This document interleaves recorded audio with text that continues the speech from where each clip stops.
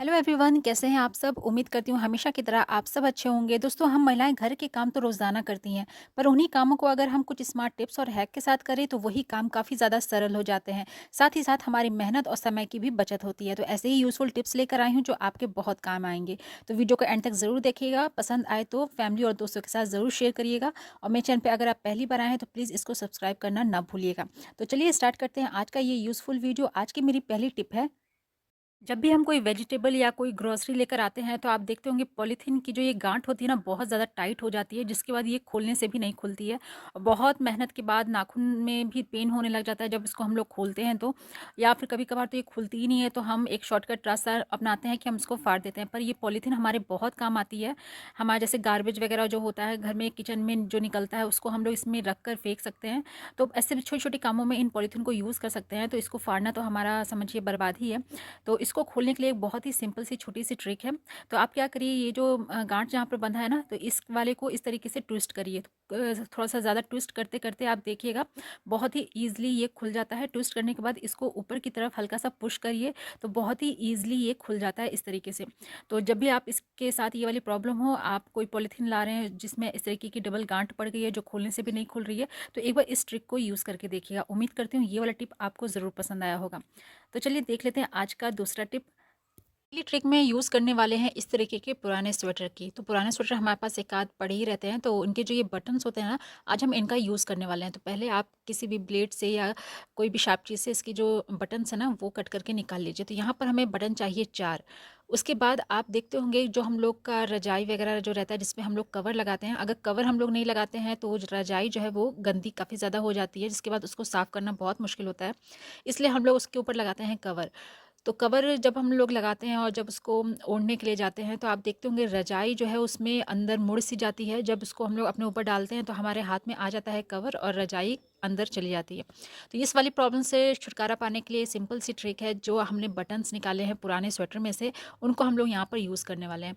तो पहले तो आप क्या करिए, रजाई और जो उसके कवर हैं उनको अच्छे से फैला लीजिए इस तरीके से बेड पर, और उसके जो कॉर्नर्स हैं उनको अच्छे से बैठा दीजिए। उसके बाद थोड़ा सा स्पेस छोड़ने के बाद जो हमने बटन्स कट कर किए हैं ना, उन बटन्स को आप इस तरीके से हर कॉर्नर पर टक कर दीजिए। तो इस तरीके से ईज़िली वो टक हो जाता है अंदर तक। इसके यूज़ करने के लिए आप ना एक बड़ी सुई लीजिएगा जिससे वो आर पार अच्छे से हो जाए। और यही काम आपको हर चारों कॉर्नर पे रजाई के करना है, ताकि वो अच्छे से जो कवर है ना वो फिक्स हो जाए, बिल्कुल भी इधर उधर जो अंदर जो रजाई होती है वो जाए ना।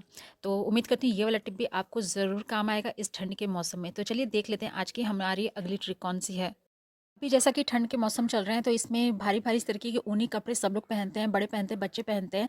लेकिन जब इसको हम लोग वॉश करते हैं ना, तो इसको सुखाना बहुत मुश्किल होता है, क्योंकि अगर जितना भी अच्छे से हम इसको निचोड़ लेते हैं, लेकिन इसका जो पानी है वो ठीक से निकलता नहीं है और इसको सुखाने में बहुत ज़्यादा टाइम लगता है। ज़रूरी नहीं है कि सबके पास वॉशिंग मशीन हो ही जिसमें वो उसको स्पिन कर ले। तो आज इसको सुखाने के लिए बहुत ही छोटी-सी ट्रिक है। तो यहाँ पर आपको ले लेना है इस तरीके का मॉप बकेट। तो सबसे पहले तो आपको इसको अच्छे से वॉश कर लेना है, क्योंकि इसमें हम लोग अपने कपड़े जो यूज़ करते हैं वो डालने वाले हैं। तो उसके बाद ये जो हैंडल वाला पार्ट होता है ना, ये आपको लेकर इसके जो पोछा वाला हिस्सा है इसको आपको अलग कर लेना है। बहुत ही ईजिली ये अलग हो जाता है।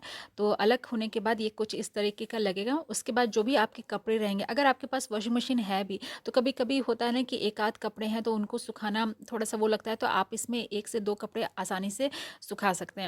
तो ये जो स्पिन वाला एरिया है ना, इसमें आप जो भी आपको कपड़े सुखाने हैं वो इस तरीके से रखने के बाद मॉप को हमें इस तरीके से उसके ऊपर स्पिन करना है। तो जो भी आपका जो पानी है ना वो अच्छे से ड्रेन हो जाएगा। बहुत हद तक उसमें का जो भी पानी है ना वो अच्छे से निकल जाता है। उसके बाद आप इसको चाहे तो धूप में सुखा दें या फिर घर में इस तरीके से डालकर, तो कुछ ही देर में आपका जो स्वेटर है वो अच्छे से सूख जाता है। तो यहाँ पर हम बिना वॉशिंग मशीन के कपड़ों को आराम से धो के सुखा सकते हैं। तो उम्मीद करती हूँ ये वाला टिप भी आपको ज़रूर पसंद आया होगा। तो चलिए देख लेते हैं आज की हमारी अगली ट्रिक कौन सी है। इस तरह के मोजे चाहे वो बड़ों के हों या फिर बच्चों के हों, तो उनके जो लास्टिक्स हैं वो लूज़ हो जाते हैं, तो उनको हम लोग डिस्कार्ड कर देते हैं। तो जैसा कि अभी सर्दियों के मौसम है, तो इसमें तो जितने भी मोजे हों वो भी कम पड़ते हैं बच्चों को पहनाने के लिए। तो क्योंकि इस तरह के जो लास्टिक जो लूज़ हो जाता है ना, अगर हम बच्चों को वो पहनाते हैं तो आप देखते होंगे कि वो खुद ब खुद नीचे चला आता है, जिसके बाद वियर कराना उसको ठीक नहीं लगता रहता है। तो यहाँ पर आप इन मोजों को फेंकने से पहले एक ट्रिक को यूज़ करिए, जिससे आपकी ये वाली जो प्रॉब्लम है ना वो सॉल्व हो जाएगी। तो उसके लिए आपको क्या करना है, जब भी इस तरीके के जो मोजों के लास्टिक जो लूज़ हो जाते हैं ना, उनको टाइट करने के लिए यहाँ पर आप यूज़ कर सकते हैं इस तरीके के रबर बैंड का। तो यहाँ पर ध्यान रखिएगा कि रबर बैंड हमें पतला वाला यूज़ नहीं करना है, ये जो बालों में हम लगाते हैं ना मोटा वाला, इसी रबर बैंड को हमें यूज़ करना है। और जो भी मोजों की इलास्टिक अगर लूज़ हो गई है तो उन मोजों को पहनाने के बाद आप इस तरीके से रबर बैंड लगा दीजिए, तो बहुत ही अच्छे से ये टाइट हो जाता है, जो कि खींचने से भी नहीं निकलता है। जो नए मोजे होते हैं ना, जिनके इलास्टिक अच्छे होते हैं, बिल्कुल वैसा ही काम करता है। तो इस तरीके से अगर आपके पुराने मोजे भी हो गए हैं जिनकी इलास्टिक लूज़ हो गई है, तो एक बार इस ट्रिक को यूज़ करके उन मोजों को भी आप ज़रूर पहनिएगा। तो उम्मीद करती हूँ ये वाला टिप भी आपको ज़रूर पसंद आएगा। तो चलिए देख लेते हैं आज की हमारी अगली ट्रिक कौन-सी है। जब भी हम कहीं बाहर जाते हैं तो हमारे पर्स में, बैग में सबसे इम्पोर्टेंट चीज़ होती है हमारे घर की चाबी या फिर कोई भी की रिंग जिसको हमें रखना होता है। तो जब भी हम उसको पर्स में रख लेते हैं या बैग में रखते हैं, तो नेक्स्ट टाइम जब हमको उसको निकालना होता है तो काफ़ी ज़्यादा मुश्किल होती है उसको निकालने में, क्योंकि काफ़ी ज़्यादा सामान रहते हैं जिसमें ढूँढना उसको पड़ता है। तो या फिर हम कभी किसी चेन में रख देते हैं, कभी किसी चेन में रख देते हैं। तो इस प्रॉब्लम को सॉल्व करने के लिए एक छोटी सी टिप यहाँ पर आप यूज़ कर लिए सेफ्टी पिन का, और आप एक किसी चेन के इस तरीके से उसमें फँसाकर आप की रिंग को उसमें लगा दीजिए। तो आपको पता रहेगा कि ये वाली जो की रिंग है आपने कहाँ पर कौन से चेन में फिक्स की है। तो जब भी आपको उस की रिंग की ज़रूरत पड़ेगी, आप सीधे पर्स खोलिएगा और सीधे वो वाला जो चेन है वो हिस्सा निकाल कर आप अपनी की रिंग को ईज़िली निकाल सकते हैं। तो दोस्तों ये बहुत छोटी सी टिप है, लेकिन आपको बहुत यूज़ में आएगी, तो एक बार इसको ज़रूर ट्राई करके देखिएगा। तो चलिए देख लेते हैं आज की अगली ट्रिक कौन सी है। हम लोग जब भी इस तरीके से भगोने में दूध उबालते हैं, उसके बाद जब ये ख़त्म हो जाता है ना, तो इसको हम लोग या तो आटा वगैरह डालकर इसमें गूँथ लेते हैं, उसको यूज़ कर लेते हैं। पर आज इसका अलग यूज़ आपको बताने वाली हूँ। तो उसके लिए आपको यहाँ पर ले लेना है 1 चम्मच आटा। उसके बाद इसमें हमें ऐड करना है थोड़ी सी हल्दी। इनको अच्छे से हमें मिलाकर, ये जो मलाई है, आटा है, हल्दी है, इन सब चीज़ों को अच्छे से हमें इस तरीके से मिला लेना है।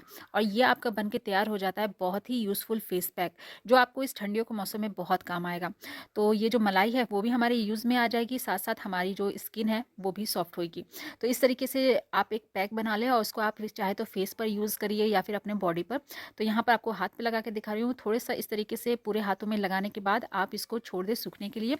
उसके बाद जब ये अच्छे से सूख जाए तो आप थोड़ा-सा पानी लेकर उसको अच्छे से वॉश कर लें। तो यहाँ पर जो पैक था वो अच्छे से ड्राई हो चुका है। उसके बाद इसको आपको वॉश करके दिखाती हूँ। बहुत ही अच्छे से जो हमारी स्किन है ना वो हाइड्रेट हो जाती है, बहुत ही सॉफ्ट हो जाता है, जिसके बाद आपको कोई अलग से मॉइस्चराइज़र लगाने की भी ज़रूरत नहीं पड़ेगी, क्योंकि इसके अंदर हमने डाली है मलाई, तो जिसकी वजह से जो हमारी स्किन है ना बहुत ही सॉफ्ट और शाइनिंग बनती है। तो एक बार इसको ज़रूर ट्राई करके देखिएगा।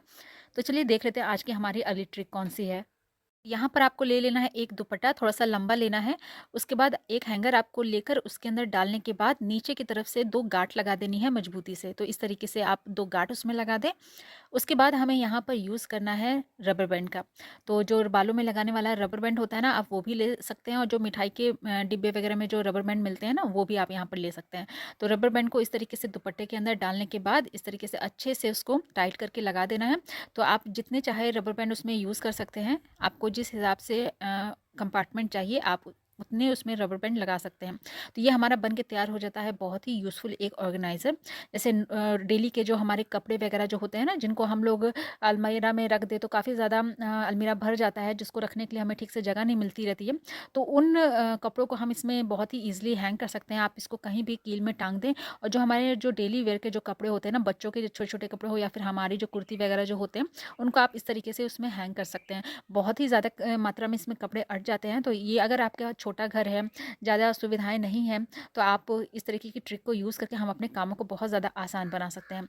तो दोस्तों ये थे आज के कुछ यूज़फुल टिप्स और ट्रिक्स, जिनको यूज़ करके हम अपने मुश्किल कामों को आसान बना सकते हैं। उम्मीद करती हूँ आज का वीडियो ज़रूर आपको हेल्पफुल लगा होगा।